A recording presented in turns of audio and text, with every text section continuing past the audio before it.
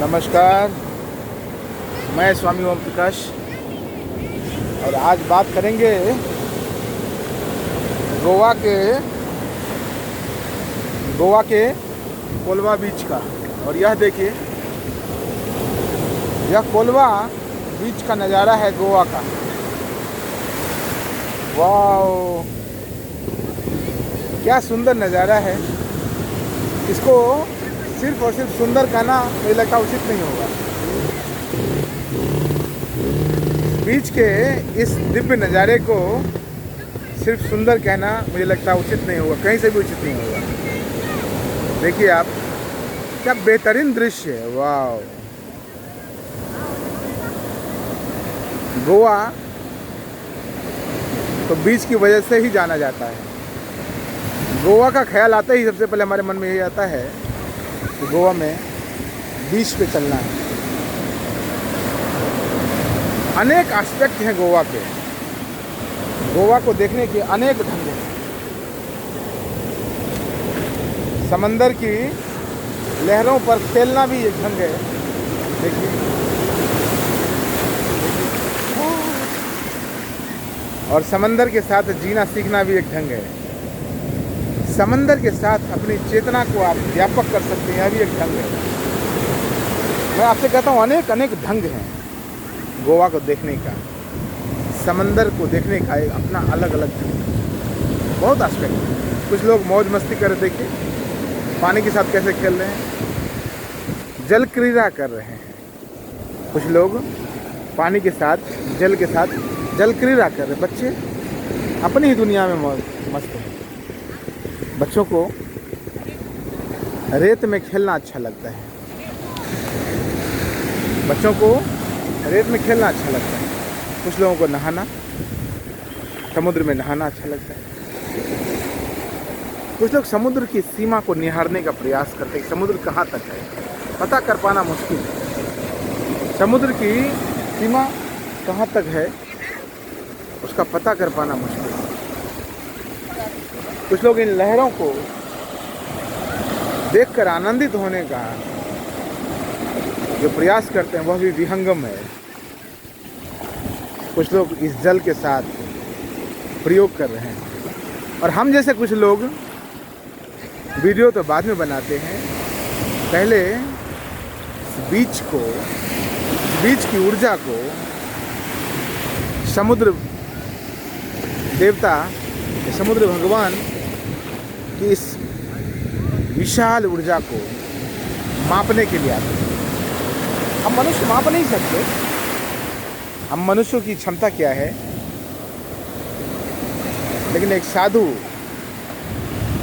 समुद्र से क्या लेना देना हो सकता है। मैं तो यही देखने के लिए आता हूँ, साधु किस लिए सब आता है। इन रेत पर देखिए, रेत देखिए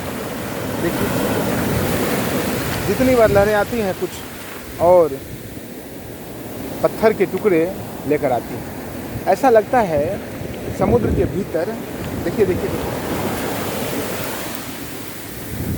लगता है पत्थर का कोई खजाना है। लगता है पत्थर की फैक्ट्री अंदर है समुद्र के भीतर। और आज भूवैज्ञानिक और जल वैज्ञानिक कहने भी लगे हैं कि समुद्र के नीचे भी पहाड़ है। समुद्र के नीचे भी कभी कोई बहुत बड़ी सभ्यता हुआ करती थी। हो सकता है मिलियन वर्ष पूर्व, बिलियन वर्ष पूर्व, ट्रिलियन वर्ष पूर्व, मैं उसमें नहीं जाऊंगा।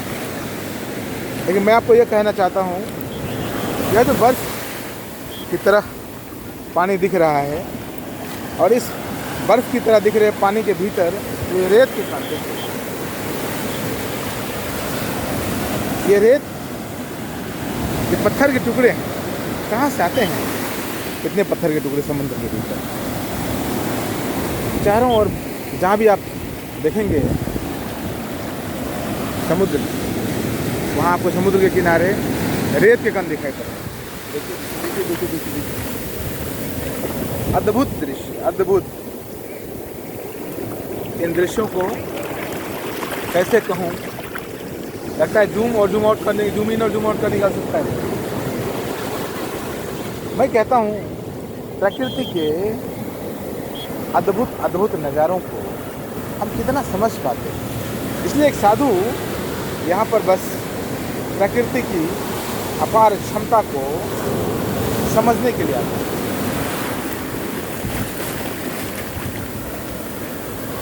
सबके लिए अपना अपना काम है। बच्चों के लिए मौज मस्ती, गृहस्थ के लिए कुछ और साधु के लिए यही समुद्र कुछ और है। अपनी अपनी जीवन रेखा है, अपनी अपनी जीवन दृष्टि है, और उस जीवन दृष्टि में रहकर जीने का प्रयास है। समुद्र में मैंने महसूस किया है, जब काफ़ी गहरे में जाता हूँ, लगभग 3-4 फीट पानी में जाता हूँ, तो यही और भी कुछ एहसास होता है। पानी तो गहरा है, समुद्र की तो सीमा नहीं है, लेकिन पानी की गहराई नहीं। उस गहराई में चलते चलते अनेक अनेक प्रकार की जो बात समझ में आती है, उसे शब्दों में कैसे कहूँ। अभी 3-4 फीट की दूरी पर ऐसा अनुभव होता है जो कि सामान्य मनुष्य के लिए बहुत ज़्यादा आश्चर्य का विषय हो सकता है। समझिए 300-400 फीट पर क्या होता है और 3-4 हज़ार फीट गहरे में क्या होता है, क्योंकि हम लोग जानते हैं मेरियाना गर्त की गहराई बहुत ज़्यादा है। इसलिए मैं कहता हूँ समुद्र हमारे जीवन का एक विशाल हिस्सा होना चाहिए।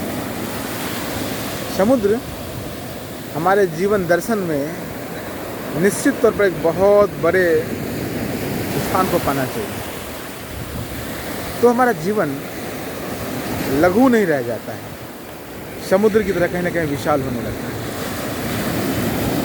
समुद्र की लहरों को दिखाकर मैं आपके जीवन में विशालता आए, व्यापकता आए, परिपूर्णता आए। समुद्र अपने आप में परिपूर्ण है।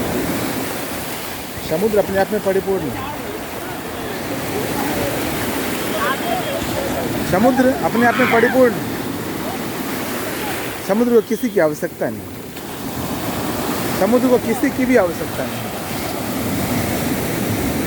उसी प्रकार से हम मनुष्य कैसे परिपूर्ण हो सकते हैं, यह प्रयास है मेरा इस वीडियो को दिखाने का। यह बातें वो हैं जो समुद्र के साथ जीते हुए कही जाती हैं। मैं कोई बनावटी बात नहीं कह रहा हूँ आपसे। मैं कोई पढ़ लिख कर यहाँ पर नहीं आया हूँ, समुद्र पर रिसर्च करके नहीं आया हूँ।